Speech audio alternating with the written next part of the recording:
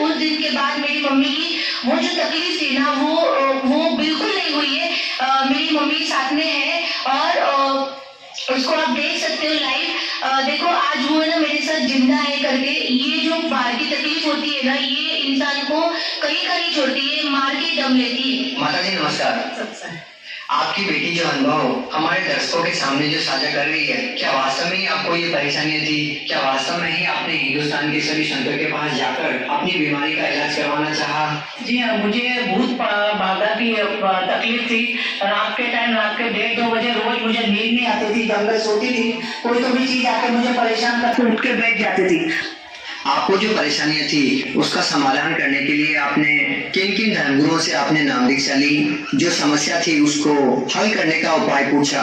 मैंने पहले स्वामी हरिदास जो है वडगांव शहरी में पूना में रहते हैं उनके पास गई थी। फिर किसी ने बताया भाई आसाराम बापू जी के पास जाओ, उनको सदगुरु कर लो, तो उनके पास भी गई थी। उनके पास से भी आराम नहीं आया। फिर सुधांशु जी महाराज के पास गई और फिर जो देवी रहती है दुर्गा माता रहती है, कल्की फाउंडेशन वालों ने बोला कि आप दुर्गा यज्ञ करो।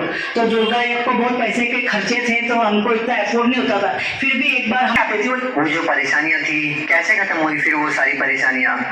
मैं जब टीवी के चैनल के माध्यम से थ्रू जो आई हूँ, ये संत रामपाल जी महाराज के जो प्रवचन खत्म होते थे उसके लास्ट में जो बताते थे कि किन भक्तों को कैसे लाभ हुआ वो तो सुनती थी। तो मैंने हमारे भगत जी को कहा कि हम इधर वो आश्रम में फोन करते हैं। तो हमने हरियाणा में फोन किया तो वो उधर बोले आपने एड्रेस दे दिया पूना का, भी आप इधर आ जाओ, ये फोन के ऊपर पूरी बात नहीं हो सकती। तो हम लोग उधर हरियाणा चले गए। हरियाणा गए तो उन्होंने बोला आपको नामदान लेना पड़ेगा।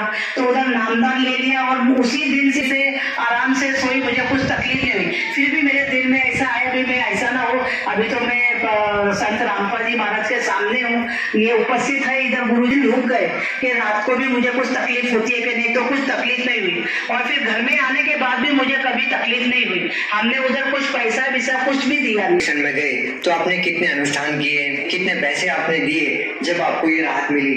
मैंने 5 पैसा भी दिया नहीं, उधर मुझे सब फ्री में हुआ।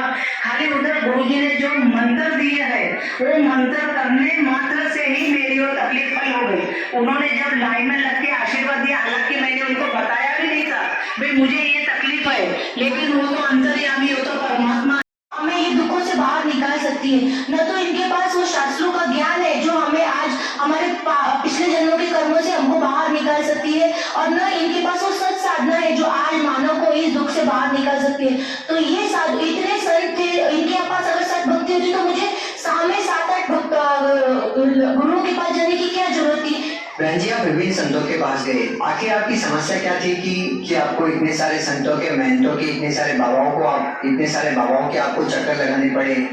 आखिर आप लोगों को समस्या क्या थी? सर ये जो परेशानी थी, जो